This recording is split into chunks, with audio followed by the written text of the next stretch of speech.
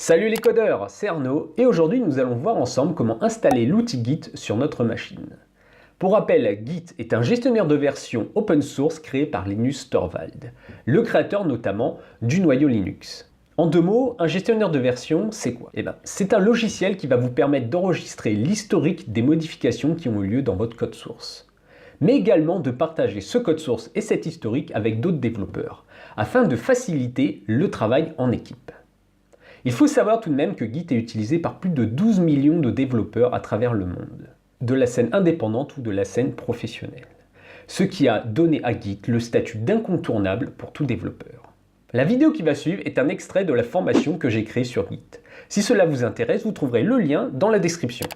On se retrouve tout à l'heure pour un petit bonus. Nous allons maintenant voir comment se procurer et installer Git sur notre machine. Premièrement, commençons par aller récupérer l'outil Git. Pour cela, il vous suffit d'aller sur le site officiel www.git-scm.com. Une fois arrivé sur cette page, on va vous proposer la dernière version disponible de Git. Pour moi, c'est la 2.17.0. Pour vous, il y a de grandes chances que ce soit une version plus récente, mais il n'y a pas de différence majeure entre les versions. Vous pouvez donc télécharger la version la plus à jour sans aucune inquiétude. Pour cela, vous cliquez sur le bouton télécharger qui se trouve en bas à droite de votre écran. Veillez juste à ce que la version qui vous est proposée soit bien une version pour Windows.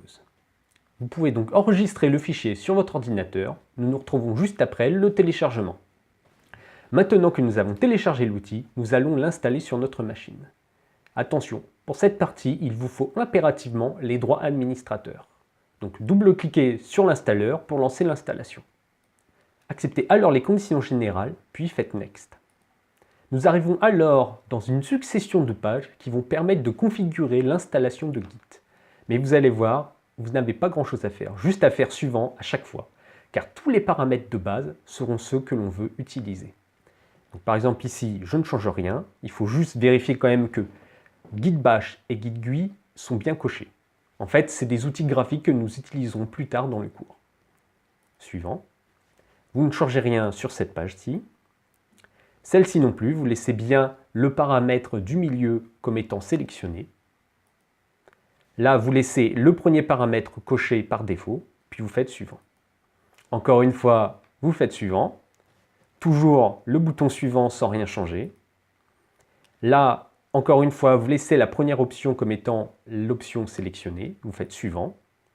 Et enfin, vous laissez les deux premières options cochées ici et vous faites suivant. Enfin, vous faites installer. Nous nous retrouvons juste après l'installation. À tout de suite.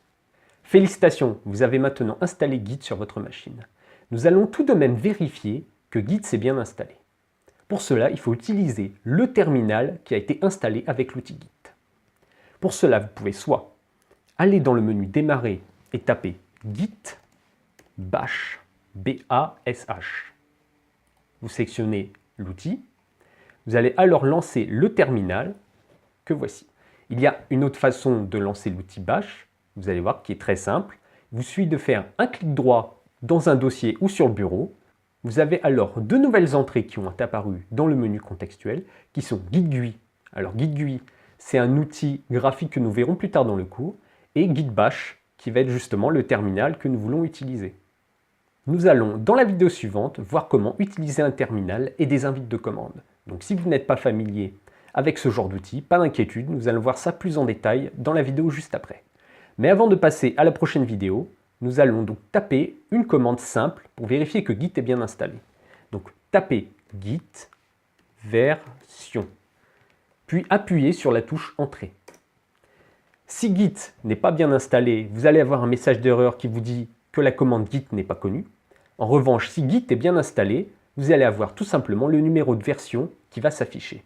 Nous venons donc de voir comment télécharger gratuitement Git et comment l'installer sur notre machine.